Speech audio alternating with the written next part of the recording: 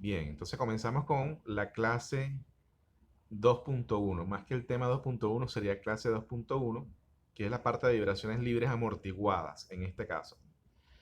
Entonces, bueno, en la presentación pueden ver el comportamiento gráfico de un sistema libre amortiguado. Y a diferencia de un sistema libre no amortiguado, uno puede ver que las amplitudes van decreciendo, como se ve en la gráfica que se presenta en el video.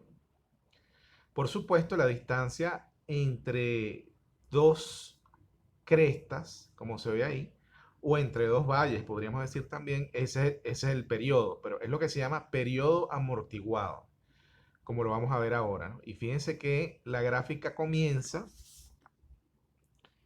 en x sub 0, que serían las condiciones iniciales, obviamente, ¿no?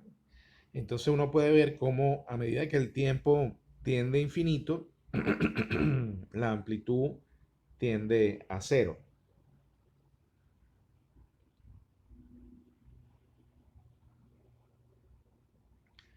Bien, entonces hace su entrada aquí el amortiguador, ¿no? Fíjense que acá tiene el símbolo del amortiguador y el amortiguador podríamos decir que es como un actuador que tiene esta ecuación que está acá. Es decir, la fuerza que ejerce el amortiguador va a ser directamente proporcional a la velocidad con que se mueve el punto donde él está anclado. Fíjense que ahí es la fuerza del amortiguador es igual a la C, que sería la constante del amortiguador, por X punto, que sería la velocidad del punto donde él está anclado. Ya lo vamos a ver con detalle. Bien, entonces acá tenemos un sistema, fíjense, masa, resorte, y en este caso lo novedoso es que tenemos un amortiguador. Entonces hacemos el análisis de la configuración estática y si ustedes se dan cuenta, bueno, es más o menos lo que hemos venido viendo, ¿no? O sea, en el resorte está la fuerza de resorte, que es K por delta estático. Recuerden que el amortiguador actúa siempre y cuando haya velocidad. En este caso, como estoy analizando la configuración estática, la velocidad es cero y por lo tanto la fuerza del amortiguador es cero. ¿Ok?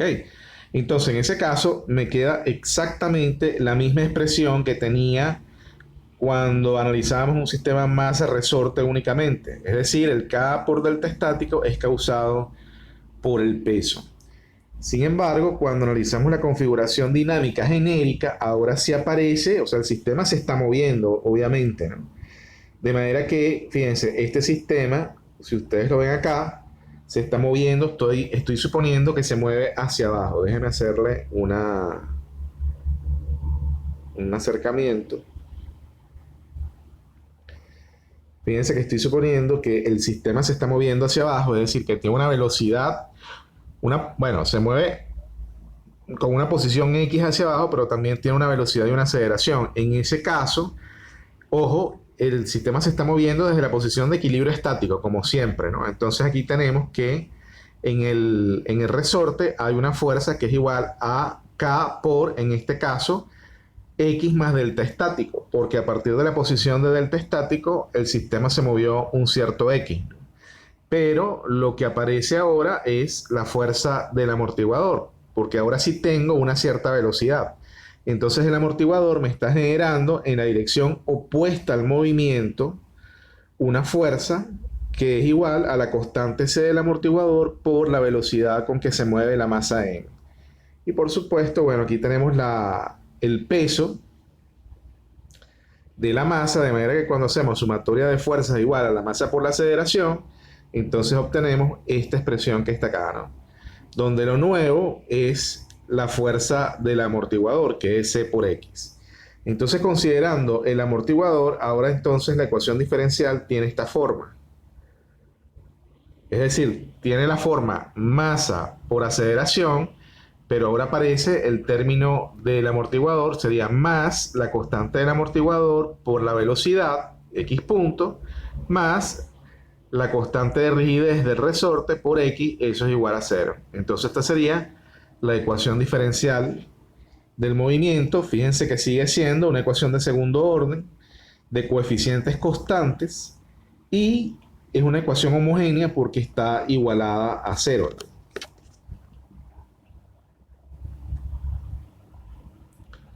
Bueno, de nuevo,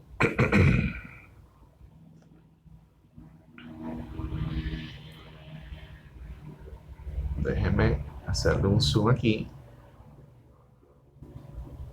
Fíjense que tal cual como hacíamos en el caso de la vibración libre no amortiguada, vamos a proponer como solución esa expresión. Es decir, x de t va a ser igual a una constante por e a la lambda t. Entonces, bueno, con esa propuesta hacemos la primera derivada de la solución, tomamos la segunda derivada de la solución y la vamos a introducir en la ecuación diferencial. Todas esas, la segunda derivada, primera derivada y x de t, vamos a introducirla en la ecuación diferencial para hallar la solución. Entonces, antes que nada, nos va a convenir hacer un cambio de variable y definir lo que se llama factor de amortiguamiento, que viene en este caso, en el caso de estos apuntes, viene definido con esas letras griegas seda. Entonces, fíjense, seda va a ser igual a esta expresión que está acá. Donde acá, fíjense, tengo que hacer la aclaratoria que esa C que está ahí, recuerden, siempre es la C equivalente. Es decir, en este caso la C equivalente es igual a C. Pero puede haber otro problema donde la C equivalente sea digamos, tenga otro valor, ¿no? Entonces acá siempre sería C equivalente, K equivalente por M equivalente, ¿no? O sea que son las constantes que aparecen en la ecuación diferencial del problema particular. Bueno, por ejemplo, M equivalente, ustedes recuerdan que M equivalente es el parámetro que aparece acompañando la aceleración en tu ecuación diferencial. K es el parámetro que aparece acompañando el X en la ecuación diferencial o el desplazamiento, bien sea angular o lineal. Y C va a ser el parámetro que aparece acompañando la velocidad, bien sea lineal o angular. Ok, de manera que yo diría así, C es igual a C equivalente sobre 2 raíz de K equivalente y M equivalente. Bien. Y eso es un parámetro adimensional, es decir, las dimensiones, eso no tiene dimensiones, ¿no? Entonces, fíjense por qué definimos ese seda. Si uno agarra la definición de seda y la eleva al cuadrado, y aquí, por ejemplo, lo que estoy haciendo es multiplicando por M tanto arriba como abajo, entonces sale esta expresión que sería c cuadrado sobre m cuadrado, le podemos aplicar raíz cuadrada aquí, y entonces me queda finalmente esta expresión que es la que estaba buscando. Es decir, c sobre m va a ser igual a 2 seda raíz de k sobre m. Pero la raíz de k sobre m ya sabemos que es la frecuencia natural, lo definimos en el primer tema, ¿no? Entonces yo puedo decir que c sobre m va a ser igual a ¿quién? A 2 seda por omega n, por la frecuencia natural. Entonces fíjense que esta expresión aparece aquí. Déjenme irme un poquito hacia atrás. Fíjense, aquí lo que se hizo fue primero, tal vez me salté este paso, pero fíjense que aquí había una expresión que era mx segunda derivada más cx primera derivada más kx igual 0. Lo que se hizo fue dividir todo entre m. De manera que acá x queda sola, x segunda derivada, perdón, queda sola.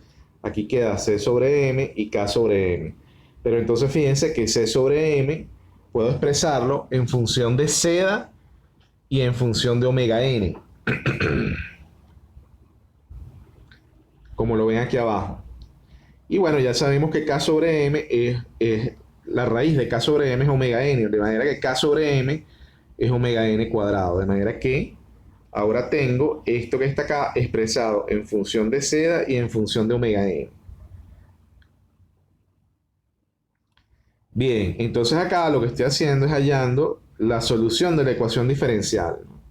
Entonces sencillamente estoy sustituyendo en la ecuación diferencial, que es esta que está aquí arriba, estoy sustituyendo las soluciones, ¿no? O sea, tal cual como dijimos antes, x de t va a ser igual a una constante a por e a la lambda t y así sus derivadas, ¿no? Entonces cuando sustituimos esas expresiones en la ecuación diferencial obtenemos esta expresión. Podemos sacar factor común esta expresión a por e a la lambda t y nos damos cuenta de que a por e a la lambda t por este polinomio que está acá debe ser igual a 0. Entonces, a por e a la lambda t no puede ser igual a 0 porque entonces tendría que x de t es igual a 0, es decir, que la solución, la respuesta del sistema es 0, quiere decir que nunca se mueve. Entonces sería como que la solución trivial, ¿no? O una solución que físicamente no tiene sentido para nosotros. Entonces, la solución que tiene significado físico para nosotros es que este polinomio característico sea igual a 0. Y es precisamente lo que estamos diciendo aquí abajo, ¿no? Que ese polinomio característico sea igual a 0, donde la incógnita ahí va a ser lambda. Entonces tenemos una ecuación de segundo grado, donde la incógnita es lambda, por lo tanto vamos a obtener dos raíces, que serían lambda 1 y lambda 2, que tienen esa expresión que está ahí, que finalmente, simplificado, obtenemos esta expresión. Fíjense, ahí por ejemplo, lambda 1 y lambda 2 van a ser iguales a ¿quién? A menos seda por omega n más o menos omega n raíz de seda cuadrado menos 1. Y teniendo en cuenta estas raíces, entonces vamos a ver los diferentes casos que podemos estudiar o que pueden aparecer en vibraciones no amortiguadas, en vibraciones amortiguadas, disculpen. Entonces fíjense que acá,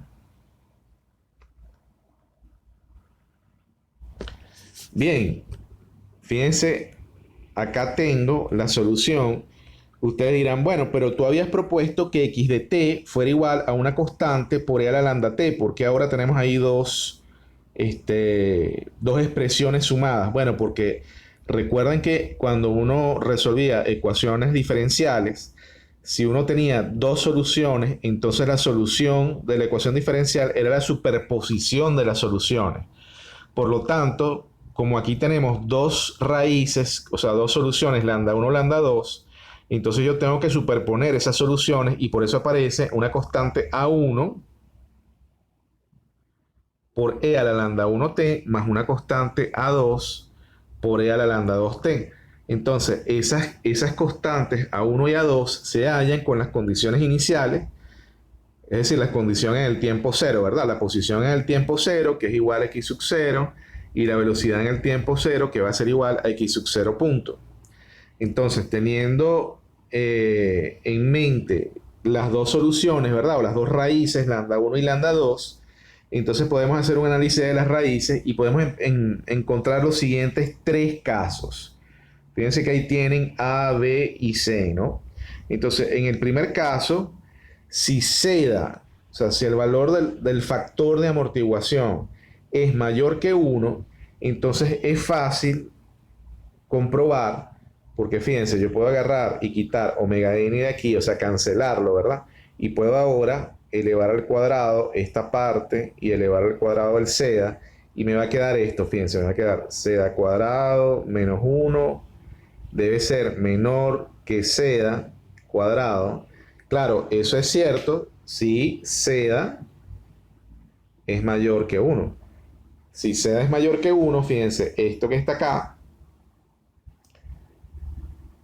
esto sería a seda cuadrado le estoy restando 1. Aquí a seda cuadrado no le estoy restando nada, por lo tanto, este término es menor que este término. O sea, eso está claro.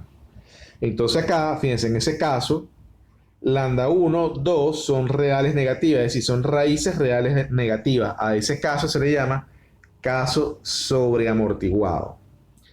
Ok, tengo muchísima amortiguación. Por cierto, fíjense que no tal vez no se los dije al principio, pero ¿qué es el amortiguador? El amortiguador es un elemento donde se pierde energía.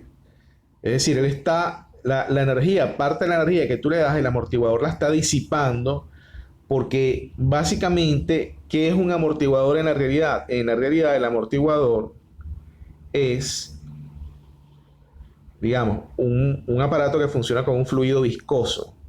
Entonces, cuando este émbolo se mueve hacia arriba o hacia abajo, ese fluido frena el émbolo, es decir, hace que se pierda energía por roce, ¿no?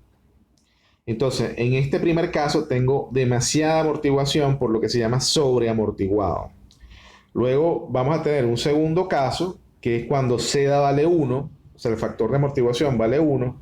En ese caso, lambda 1,2 va a ser igual a menos seda omega n, y a ese caso se le llama críticamente amortiguado. Y finalmente, vamos a obtener un caso donde seda va a ser menor que 1, por lo tanto, seda cuadrado menos 1 es menor que 0, y entonces ahí estamos trabajando con un lambda 1,2 que son raíces complejas conjugadas. Y a ese caso se le denomina caso sobreamortiguado. Entonces, bueno, vamos a ver brevemente la solución de cada uno de estos casos, la solución matemática y cómo es la gráfica, ¿no? Bien, entonces fíjense, por ejemplo, en este caso, vamos a suponer no, la solución general de todos los casos sería esto que está acá, o sea, x de t es igual a e a la menos seda omega nt por la constante a1 por e a la omega n raíz de seda cuadrado menos 1t por más a2 por e a la menos omega n raíz de seda cuadrado menos 1t. Entonces acá, fíjense, vamos a estudiar este caso, que es el caso sobreamortiguado, cuando seda es mayor que 1. Cuando seda es mayor que 1, por cierto, este término que está acá, lo vamos a llamar, ellos aquí lo llaman omega s. Realmente en los libros lo llaman omega d, que sería la frecuencia natural amortiguada. ¿Ok? O sea, esto es lo que se llama, bueno, aquí se está llamando omega s, vamos a suponer que también lo podemos llamar omega d, que es la frecuencia natural amortiguada. Entonces, en ese caso, fíjense, esta expresión que está aquí arriba, o sea, la expresión 6, queda simplificada de esta forma. También, eso sería x de t. Vamos a derivar x de t, o sea, x punto de t. Obtenemos esta expresión que está acá. Aplicamos las condiciones iniciales, es decir, el valor de x sub 0 es el valor de x en el tiempo 0 es x sub 0. Cuando evaluamos la expresión de x, fíjense, cuando evaluamos esta expresión en 0, obtenemos que es igual a la sumatoria de las constantes, a1 y a2, y cuando evaluamos la derivada en 0, que va a ser igual a x sub 0 punto, entonces obtenemos esta expresión que está acá. Si se dan cuenta, esto es un sistema de ecuaciones donde tenemos dos incógnitas que son a1 y a2, y tenemos dos ecuaciones, por lo tanto podemos resolverlo y hallar las constantes a1 y a2. De manera que, fíjense, cuando se hallan las constantes a1 y a2,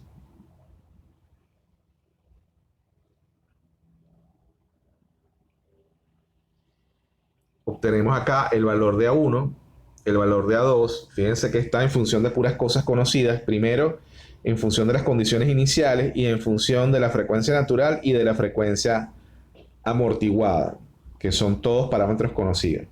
Entonces, sencillamente se sustituyen esas constantes a1 y a2 en la expresión de la solución y obtenemos esta expresión que está acá, ¿no? Manipulando matemáticamente esa expresión, fíjense, se obtienen estos parámetros. Déjenme.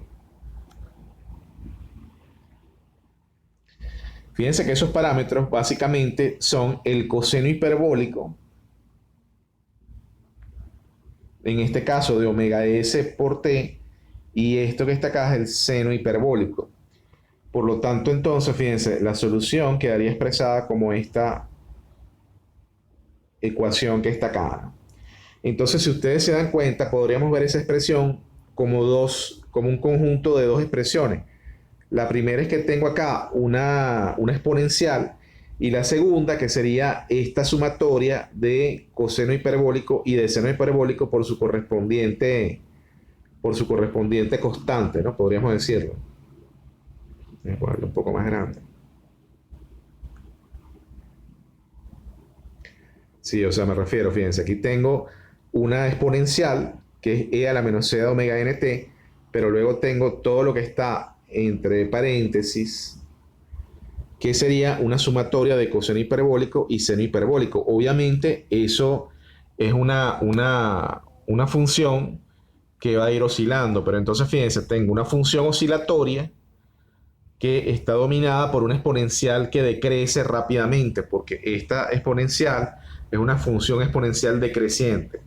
Entonces, básicamente, esto que está acá, a pesar de que es una sumatoria de cosenos y senos, cuando el, el tiempo tiende a infinito, ese término tiende a cero. De manera que, fíjate, toda esta expresión lo que hace es tender a cero muy rápidamente. Vamos a hacer un bosquejo de cómo se comporta esa solución. Entonces aquí tenemos básicamente el bosquejo de un movimiento sobreamortiguado. Entonces fíjense, cuando x sub 0, cuando la velocidad es cero, entonces básicamente el sistema se comporta de esta forma. Y cuando tengo una velocidad inicial mayor a cero, bueno, puedo tener un cierto levantamiento, pero rápidamente el sistema tiende a cero. ¿Ok? De manera que este sería el comportamiento.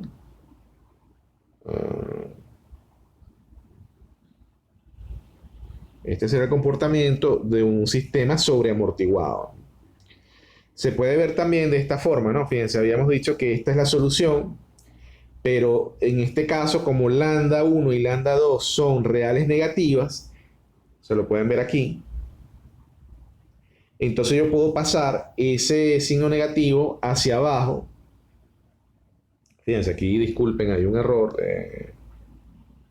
Voy a ponerlo un poco más arriba.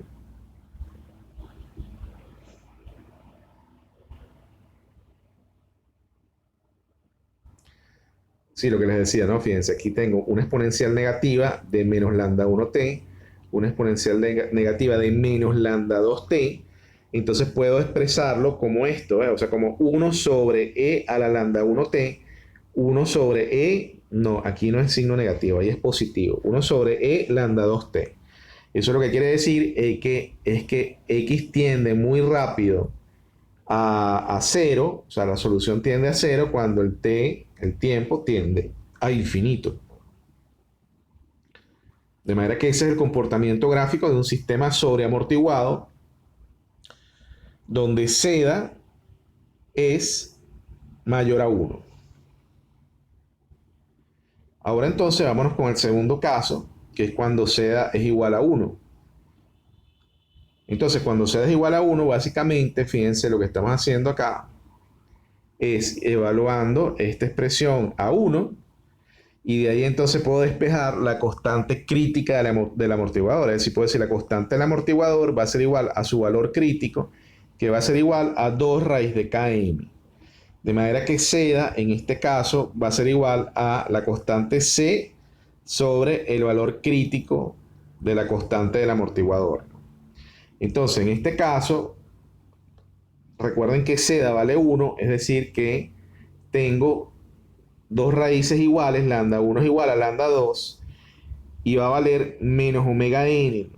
Es decir, fíjense que acá realmente aquí había un error, ¿no? Por favor, no le presten atención a esta parte. O sea, lambda 1 es igual a lambda 2 y va a ser igual a menos seda por omega n, pero en este caso, como estamos diciendo que seda vale 1, entonces me queda menos omega n. Entonces acá, fíjense, cuando uno tiene raíces repetidas en la ecuación diferencial ordinaria, entonces la solución tiene esta forma, ¿no? Fíjense, no solo se repiten, no solo tengo unas constantes sumadas, sino que la segunda constante tengo que multiplicarla por t. Voy a poner esto un poco más grande. Ok, es decir, tengo esta expresión que está acá. Eso es particular para es una solución particular para ecuaciones diferenciales ordinarias que tienen raíces repetidas.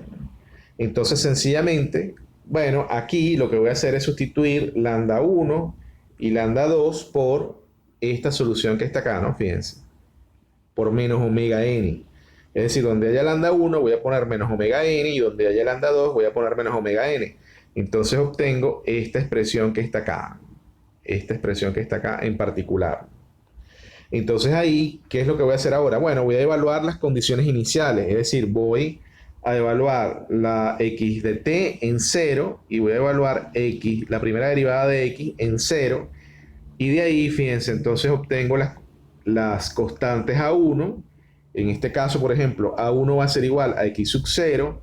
Y de la derivada puedo obtener entonces ahora la constante a2. Y a2 tiene esta solución, x sub 0 punto. X sub 0 punto más omega n por x sub 0. Bueno, entonces sencillamente voy a sustituir cada una de esas constantes, ¿verdad? A1 en su respectivo sitio y A2 en su respectivo sitio, y entonces obtengo esta expresión. Déjenme borrar todo.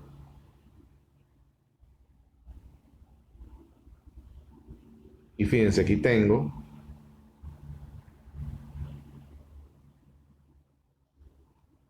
esta solución. Esa sería la solución para el sistema críticamente amortiguado. De nuevo, fíjense que ahí tengo una exponencial negativa que está multiplicando a esta expresión que está acá, que es como una especie de línea, ¿no? O sea, podríamos decir de ecuación lineal, por así decirlo. Entonces, de todas formas, a pesar de que esta es una ecuación lineal, cuando el tiempo tiende a infinito, la exponencial domina sobre el comportamiento lineal y hace que la solución tienda a cero, ¿no? Ahora, claro, vamos a ver gráficamente cómo se comporta este sistema. No va a ser tan estricto o tan violento tendiendo a cero como el sistema sobreamortiguado. En este caso, fíjense que aquí, siendo esta la solución, entonces acá tengo los distintos casos, ¿no? O sea, por ejemplo, si tengo una velocidad menor que cero, entonces, claro, voy hacia abajo. Si tengo una velocidad igual a cero, tiendo a cero de manera un poco más suave. Y si tengo una velocidad inicial mayor a cero, entonces, bueno, hay una cierta elevación y luego tiendo a cero. Un poco más suave que el sistema sobreamortiguado. ¿Ok? Pero tiene aproximadamente el mismo comportamiento gráfico, ¿no? Y finalmente, el caso que es más interesante, que es el último, el caso C o el tercer caso, que es el caso subamortiguado cuando Z es menor que 1. Entonces, cuando Z es menor que 1, la raíz de Z cuadrado menos 1 que aparece en la solución, fíjense que aquí tengo las soluciones, ¿no? Aquí abajo. Si tengo lambda 1 y lambda 2, fíjense que aparece bueno, aparece aquí, en esta parte, aparecía raíz cuadrada de Z cuadrado menos 1. Pero si Z es menor que 1, entonces esa raíz va a dar imaginario. O sea, el argumento de la raíz va a dar menor que 1. Por lo tanto, yo puedo expresar esta raíz, puedo expresarla de esta forma. Como I raíz de 1 menos Z cuadrado. Entonces me doy cuenta que las raíces, tanto lambda 1 como lambda 2, son imaginarios. O sea, son lo que se llama números imaginarios conjugados. Porque son exactamente iguales, pero fíjense que aquí en el término imaginario, aquí tengo un más y aquí tengo un menos. Es decir, la parte real es idéntica y la parte imaginaria, la magnitud es idéntica, pero este signo que está acá cambia, ¿no?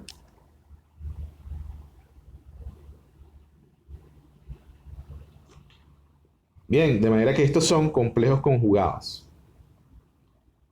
Estos términos que están acá. Entonces definimos lo que se llama la frecuencia natural amortiguada. Bueno, que era más o menos lo que le hablaba en el primer caso, en el caso sobre amortiguado. Fíjense que la frecuencia natural amortiguada va a ser igual a ¿quién? A omega n por la raíz de 1 menos z cuadrado. Entonces, en ese caso, sencillamente, toda esta parte, fíjense que está aquí atrás, sería omega D, sería la frecuencia natural amortiguada. Cuando introducimos estas soluciones con el respectivo omega D en la respuesta, en x de t, entonces se obtiene esta expresión que está acá. Bien, fíjense que en esa expresión hay unas constantes que es B1 y B2, que hay que hallarlas, ¿no? ¿Cómo se hallan? Con las condiciones iniciales.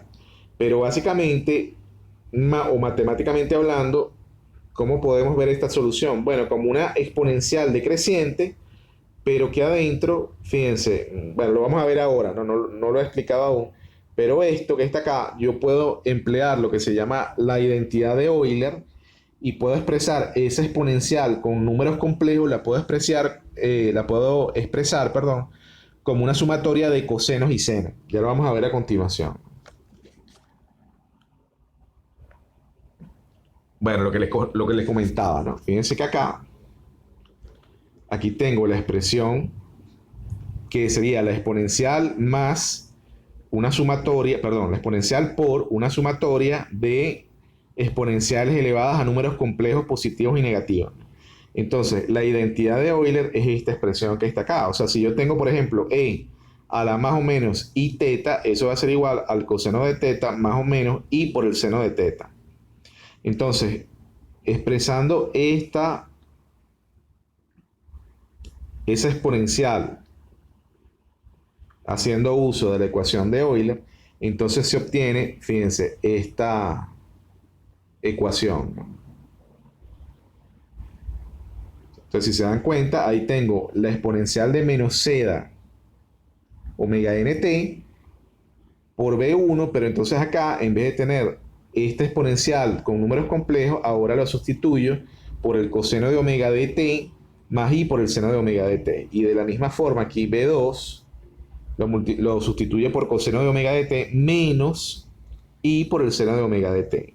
Lo que voy a hacer ahora es sacar factor común a coseno y seno, al coseno de omega dt. Fíjense que me quedan estas constantes B1 más B2 multiplicando. Y le voy a sacar factor común al i seno de omega dt y me quedan estas constantes B1 menos B2. Para resolver esa expresión y obtener soluciones reales, B1 y B2 van a ser números complejos conjugados.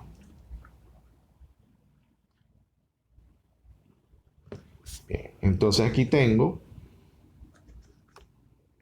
fíjense, B1 puedo expresarlo de esta forma, B2 puedo expresarlo de esta forma. Si se dan cuenta, son básicamente iguales, lo único que varía es este signo. De manera que B1 más B2, si ustedes suman, B1 más B2 le va a dar 2A. Pero yo ese 2 pudiera, o ese 2A, como fíjense que A es una constante, si multiplico 2 por A, va a seguir siendo una constante. Entonces voy a llamar 2A, la voy a llamar C1. O sea, para mí todo ese 2A va a ser una constante y se va a llamar C1. Y luego, si hacemos B1 menos B2, entonces vamos a obtener menos 2i por b, y el menos 2i por b puedo expresarlo de esta forma, ¿no? O sea, el 2b puedo expresarlo como una constante C2. Entonces ahora, fíjense, la expresión queda escrita de esta manera, ¿no? Fíjense que tengo una exponencial decreciente multiplicada por este término que está acá, que es es una sumatoria de cosenos y senos. Bien. Entonces, bueno, la constante C1 y la constante C2 se hallan aplicando las condiciones iniciales. Aquí tengo la constante C1 va a ser en este caso igual a x sub 0. La constante C2 va a ser igual a ese término, x sub 0 punto, más c a omega n x sub 0. Todo eso dividido entre omega d. De manera que ahora sustituyendo la constante C1 en la expresión anterior y C2 en la expresión anterior, obtengo esta solución. Bueno, pero incluso podríamos compactarla aún más, ¿no? Porque fíjense que podemos hacer un cambio de variables. Déjenme poner esto un poquito más chiquito. esta era la expresión que venía resultando en la solución. Entonces ahora, fíjense, yo puedo decir, bueno, yo necesito que aquí haya un seno, de manera que quede seno por coseno y que aquí haya un coseno. Y voy a hacer este cambio de variables, ¿no? Entonces voy a agarrar y voy a decir, bueno, perfecto, voy a dibujar un triángulo rectángulo. Ahora la nueva variable va a ser este phi y este a que está acá. O sea, esa constante a, y va a salir también el ángulo phi. Entonces voy a poner aquí la constante C1, que es x sub 0, y aquí abajo voy a poner la constante C2, que tiene esa expresión que está ahí. Entonces, bueno, puedo calcular, fíjense, la tangente de phi va a ser igual al cateto opuesto entre el cateto adyacente. Obtengo esta expresión que está acá. La constante A es la hipotenusa de ese triángulo rectángulo, es decir, cada uno de los catetos al cuadrado, ¿verdad? Cateto opuesto al cuadrado más cateto adyacente al cuadrado, obtengo esta expresión. Y de acá puedo sacar el arcotangente. Bien, y entonces obtengo el ángulo phi. Entonces ahora, fíjense, esta expresión, con ese cambio de variable, lo que quiero es que esta expresión quede más compacta, ¿no? Bien, entonces sencillamente me está quedando, poner esto un poco más grande. Fíjense aquí, este x sub 0, cuando hago el cambio de variable me aparece la constante a por el seno de phi y todo este término que está acá. Entonces ahora me aparece el coseno de phi por la misma constante a que está acá. Entonces, si se dan cuenta, bueno, esto que está acá es una sumatoria, es el seno de una suma de ángulos. Entonces, finalmente, la expresión puedo verla de esta manera, que es más compacta. Y entonces, bueno, ya sabemos que A tiene su expresión, A es una raíz, y que phi también tiene su expresión, ¿verdad? Que la sacamos como un arcotangente. O sea que me queda una expresión bastante compacta y en función de A y en función del ángulo phi. O sea que son las nuevas variables. Entonces, si nos damos cuenta, matemáticamente esta expresión es una exponencial negativa multiplicada por un seno de una sumatoria de ángulos. Entonces, básicamente, tengo esto que está acá. Es un seno cuya amplitud está restringida o acotada, podríamos decir, por la expresión A por E al E a la menos C de omega nt. Vamos a verlo aquí con más detalle. Oh, disculpen aquí.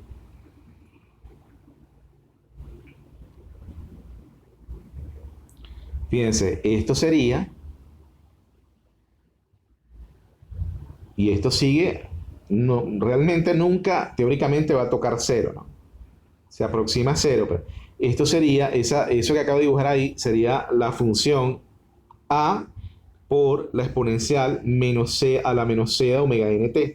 Y aquí, por lo tanto, sería el valor negativo, menos A por E a la menos C de omega nt.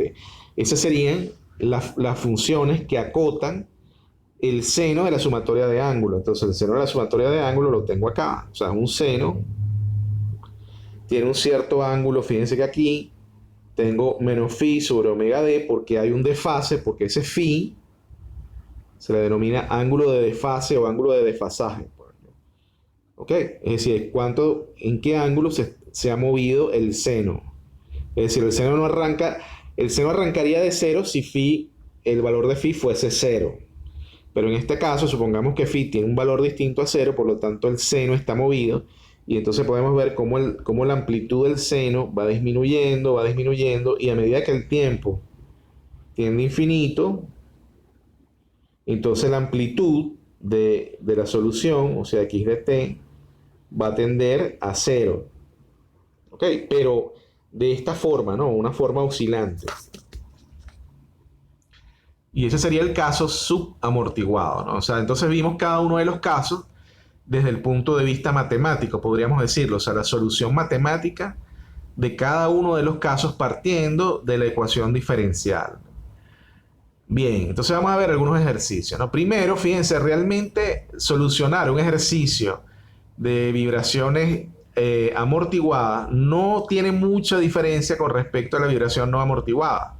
La única diferencia es que aparece el amortiguador, y recuerden que el amortiguador solo actúa en la configuración dinámica. En la configuración de equilibrio estático no hay velocidad, o sea, no se está moviendo el sistema, por lo tanto la velocidad del punto donde está anclado el amortiguador vale cero y no aparece la fuerza del amortiguador. Pero bueno, vamos a verlo. En este caso, fíjense este ejemplo. En este ejemplo hay una barra. Tal vez no está del todo bien. Fíjense que del todo bien definido ese ejemplo, pero aquí más bien debería haber una articulación plana, ¿no? No un empotramiento. Entonces, ahí hay una articulación plana. Fíjense que digamos, a una cierta distancia A hay una masa puntual de valor M, y sobre la masa puntual de valor M está actuando el amortiguador, está anclado el amortiguador, y en el extremo de esa barra, a una distancia B, está anclado un resorte. Y por cierto, esta es la posición de equilibrio estático, o sea, cuando la barra está totalmente horizontal. Entonces, sencillamente acá hacemos el diagrama del cuerpo libre de la posición de equilibrio estático, analizamos la posición de equilibrio estático, tomamos sumatoria de momentos con respecto al punto O, que sería donde está la articulación plana. Fíjense que no, a pesar de que tengo un amortiguador anclado a la masa, no aparece ninguna fuerza del amortiguador, ¿no? Solo aparece el peso de la masa, obviamente porque estoy analizando la posición de equilibrio estático y no hay movimiento. Y luego, para que esta sea la posición de equilibrio estático, quiere decir que este resorte que está acá debe haberse comprimido por el peso de la masa M, debe haberse comprimido un delta estático. Por lo tanto, aparece una fuerza hacia arriba causada por el resorte o generada por el resorte, que es K por delta estático. Entonces hacemos la sumatoria de momentos con respecto al punto O igual a 0, y bueno, sencillamente obtengo esta expresión que está acá, que podríamos llamarla expresión 1. Básicamente, esa expresión lo que me está diciendo es que el delta estático, o la fuerza debida al delta estático, es causada por el peso, por mg. Luego analizamos la configuración dinámica. Déjenme ponerlo un poco más grande. Entonces acá, fíjense, fíjense que acá tengo como referencia la posición de equilibrio estático. Esto se tiene que haber movido. Fíjense que aquí le pusieron un alfa, el sentido del alfa, o sea que, en otras palabras, esto se movió hacia abajo. Ajá. Esto se movió hacia abajo un cierto ángulo teta, y que se está moviendo así, con teta punto, o sea, con una cierta velocidad angular y con una cierta aceleración angular. Pero fíjense que entonces la velocidad angular y la aceleración angular van en la dirección menos k. Es decir, van entrando, si utilizo la regla de la mano derecha, el pulgar va entrando en la hoja. Y para nosotros eso es menos k, ¿no? O sea, en otras palabras, fíjense, mi sistema de referencia es así. Esto que está acá es X, esto que está acá es Y, y el Z positivo va saliendo. ¿Ok? Déjame pintarle así, la punta de la flecha. Ok. Bueno, entonces ahora, de nuevo, sumatoria de momentos con respecto al punto O va a ser igual a 0. Perdón, disculpen. Sumatoria de momentos con respecto al punto O va a ser igual a la inercia I sub ZZ del sistema con respecto al punto O por la aceleración angular, bueno, que aquí la pusieron como alfa, pudiera haberla llamado teta segunda derivada.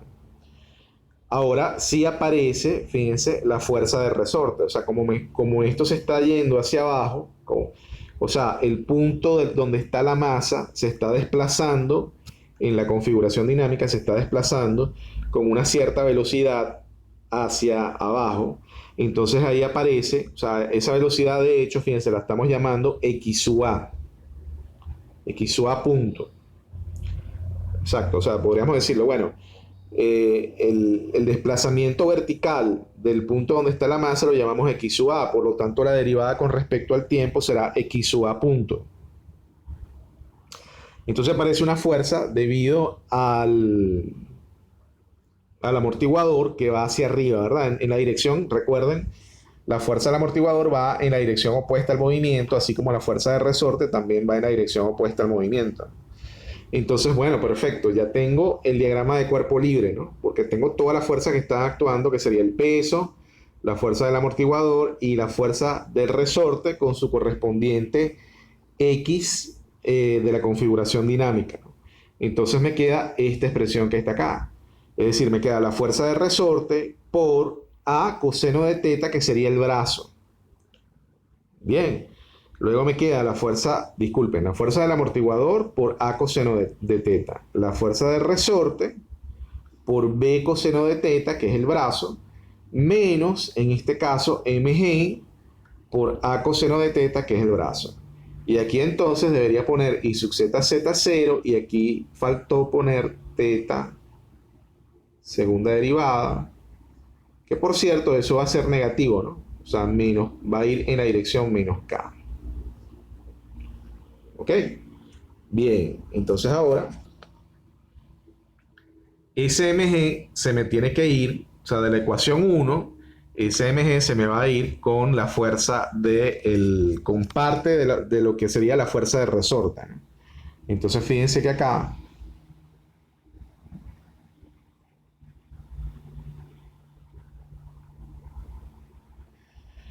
bueno, voy a suponer pequeñas oscilaciones, de manera que el coseno de teta vale 0.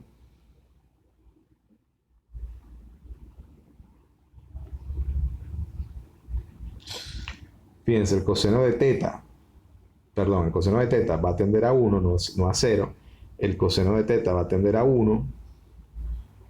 El coseno de teta va a tender a 1. Si tuviera seno, bueno, el seno tendería a teta. En este caso no tenemos ningún seno, ¿verdad? Y la otra cosa es que K por delta estático se me va con mg por A. Eso viene de la ecuación 1. O sea, de la ecuación del equilibrio estático, ¿no? Entonces, bueno, sencillamente obtengo ahora esta expresión. Entonces acá xb va a ser igual a la distancia b por el seno de teta, y x sub a va a ser igual a a por el seno de teta, que sería básicamente la proyección en la dirección vertical, ¿no? Y ya dijimos que el seno de teta para ángulos pequeños tiende a teta, por lo tanto aquí x sub b va a ser igual a b por teta, x sub a va a ser igual a por teta, y la derivada de x sub a, bueno, va a ser igual a por teta punto, ¿no? Entonces lo que vamos a hacer es sustituir este valor de x sub b acá, y este valor de x sub a punto lo vamos a sustituir aquí. Y bueno, vamos a ver cuánto vale y sub z z0, ¿no? Entonces me está quedando, fíjense, por cierto, y sub z z0, ¿cómo se calcula? Recuerden que acá, en este caso, la barra no tiene masa, o sea, la masa de la barra es despreciable. Entonces lo que tenemos es sencillamente esta masa puntual. Entonces, la inercia de la masa puntual, o sea, cuando yo calcule I sub z con respecto al punto O, fíjense, sería, disculpen aquí, va a ser igual a la inercia I sub z con respecto al punto A. O sea, que es donde está la masa. Pero recuerden que una masa puntual, como está todo concentrado en un punto, no tiene inercia. O sea, toda la masa está sobre el eje que pasa por el punto A. De manera que esto que está acá va a ser 0, y ahora tengo que ponerle más la masa por la distancia, que en este caso va a ser A. O sea, la distancia que separa el punto A del punto O, que es A al cuadrado. Entonces acá, fíjense, este término vale 0 porque la masa es puntual, o sea, la masa está concentrada, por lo tanto la inercia me queda ma cuadrado. Bueno, fíjense, aquí lo pusieron. Primero pusieron un R y luego el R lo sustituyeron por el A, MA cuadrado. O sea, es la inercia de la masa concentrada con respecto al punto O. Entonces recuerden, la inercia de la masa concentrada con respecto al eje que pasa por ella es cero, pero cuando la traslado sí aparece una inercia. Perfecto, entonces aquí tengo, fíjense, la ecuación diferencial, ¿verdad? Voy a ver qué más puedo hacer con la ecuación diferencial. Puedo de repente dividirla, etcétera. Es decir, fíjense, aquí tengo la ecuación diferencial. Puedo agarrar, fíjense, aquí lo que estoy haciendo es, bueno, pasando este término que es negativo, lo voy a pasar positivo para aquel lado. Entonces tengo toda esta sumatoria igualada a cero. Ahora pudiese dividir todos los términos entre m a cuadrado, entonces obtengo esta expresión que está acá. ¿Ok? Entonces, ojo, aquí faltó un teta punto. Se le olvidó a la persona que tomaba los apuntes. Entonces acá se puede ir el a cuadrado, se me simplifica. Entonces fíjense que aquí me quedaría, por ejemplo, la masa equivalente, si yo utilizara esta expresión, la masa equivalente sería igual a 1, ¿verdad? El C equivalente, o sea, la constante C equivalente de esa ecuación diferencial va a ser igual a C sobre M, y la K equivalente de esa ecuación diferencial va a ser igual a ¿quién? A K por B cuadrado sobre M a cuadrado. ¿Ok?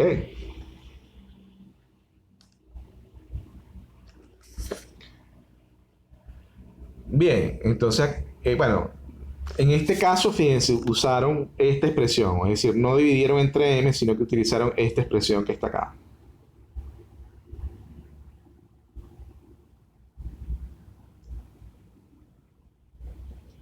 ¿Ok? De manera que la masa equivalente es m, el c equivalente es c, y la k equivalente es toda esta expresión que está acá.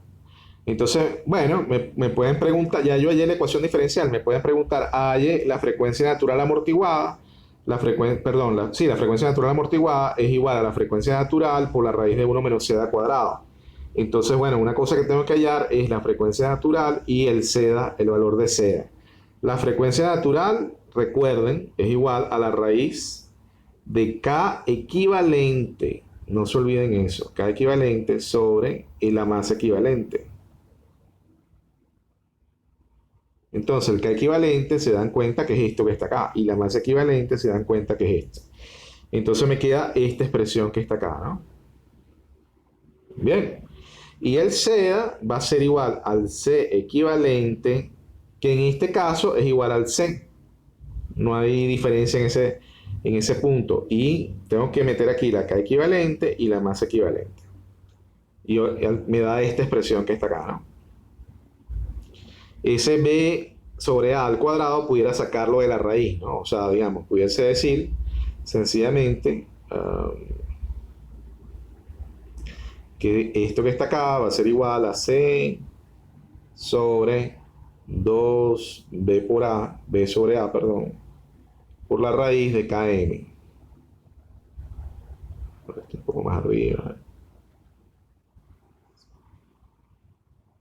C sobre 2B sobre A raíz de KM. ¿Ok? Porque este cuadrado puedo sacarlo fuera de la raíz. Bien, fíjense, ese sería el ejercicio 1, ¿no? Bueno, ahí lo que estoy haciendo básicamente, fíjense, se está haciendo manipulación matemática. ¿Ok? O sea, se halló la constante crítica, por ejemplo. Aquí abajo se hallaron la constante crítica del amortiguador. Ya sabemos que la constante crítica del amortiguador es 2 raíz de Km. Entonces, si tengo la K equivalente y la masa equivalente, puedo hallarlo. Bien. Ok. Bueno, entonces terminamos con la clase 2.1 donde hicimos la introducción de las vibraciones libres amortiguadas.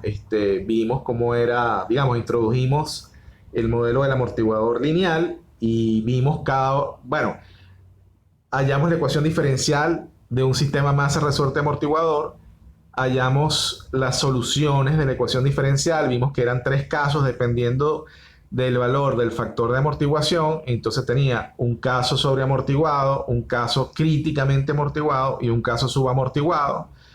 Vimos la solución matemática de cada uno de los casos, vimos la solución gráfica y bueno, caracterizamos cada uno de los casos y finalmente nos dimos cuenta que cuando resolvemos un ejemplo de un sistema que tiene un amortiguador, realmente no hay mucha diferencia, solo que el amortiguador genera sobre el sistema una fuerza de amortiguación que va a ser igual a C por X punto, donde X punto es la velocidad de el sitio donde está anclado el amortiguador. Bien, entonces cualquier pregunta estamos en contacto.